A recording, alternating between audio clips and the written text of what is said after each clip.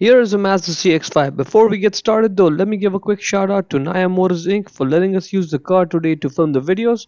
They are a used car dealer here in Ottawa, Canada. Check out the link in the description for their entire inventory. Now that's what the lights are. The way to access the bulbs is you have to open up the hatch and it's the same process on both the sides. I'm just going to show you on the left side. It's the exact same process on the right side. Now right there is the access panel. For that you will need a flathead screwdriver because we're going to put it in that slot there and pull it off from over there. We're going to pry it out. So pry it out the way I'm showing, and it's going to take a few seconds. And pry it exactly the way I'm showing. There's like a clip over there. You got to get that out of it. Right? So get that out. Get one finger in there and then do it from the other side, and it's going to pop off. And that's okay. It's not going to break. It's just going to pop off, and that's okay. See, there's like a second clip over there.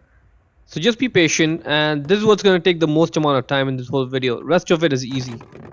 Now that's the bulb holder for the brake light bulb. Grab the bulb holder and twist it left, just a little bit. And that's it. Now it's loose, just pull it out and out it comes. To get the bulb off, just grab the bulb and pull it out straight. You may have to wiggle it, but it'll come right out. There you go. There's the bulb right over there. It's a twin filament bulb. There are two filaments inside it. The bulb size is 7443. Again, 7443. Get the new bulb, align it, push it in. Let's put the bulb holder back in.